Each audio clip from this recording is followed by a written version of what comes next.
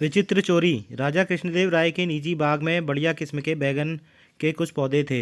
एक बार राजा ने दरबारियों को दावत दी, जिसमें बैगन की सब्जी भी परोसी गई।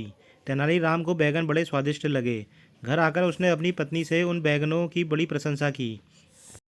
पत्नी ने तेनालीराम से कहा, इतने स्वादिष्ट बैगन कम से कम एक बार मुझे भी खिलाओ। राजा के बाग में चोरी करने वालों का सिर काट दिया जाता है। ना बाबा ना, मैं बैगन चोरी करके नहीं ला सकता।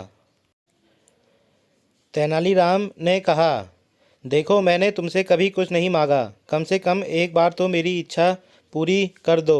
पत्नी बोली। तेनालीराम को अपनी पत्नी के आगे हार माननी पड़ी। एक रात वह चुपके से राजा के बाग में कूद गया और 10-12 बढ़िया बैगन तोड़कर ले आया। उसकी पत्नी ने बड़े परिश्रम और लगन से उन्हें बनाया। वाह वाह, क्या बढ़िया बैगन है, तेनालीराम की पत्नी ने चखते हुए कहा। अपने बेटे को भी कम से कम चखा तो देने चाहिए, ऐसा गजब ना कर देना, 6 साल का बच्चा है। अचानक कभी मुंह से बात निकल गई तो लेने के देने पड़ जाएंगे। तेनालीराम बोला, यह कैसे हो सकता है? यह बढ़िया बैगन हम दोनों अकेले बैठकर खा लें और बेटे को चखाएं भी नहीं। कुछ ऐसा सोचो कि वह बैगन भी खा ले और चोरी भी साबित ना हो। तेनालीराम की पत्नी बोली, बहुत अच्छा। तेनालीराम ने कहा। उसने एक बाल्टी में पानी भरा और खुली छत पर जहाँ बच्चा सोया हुआ था खूब सारा पानी उस पर छिड़क दिया। फिर उसे उठाकर कहा, वर्षा हो रही है, चलो अंदर चलो।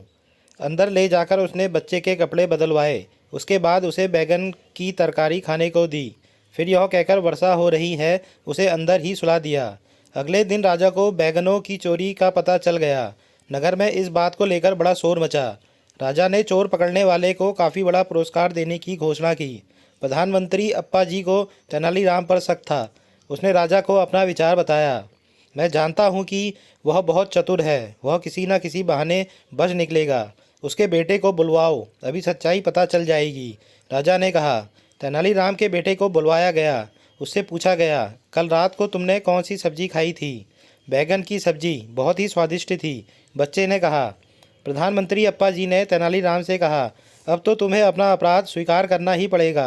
बिल्कुल नहीं, तेनालीराम ने कहा, यह तो कल रात बहुत जल्दी सो गया था, यूं ही उटपटांग बातें कर रहा है।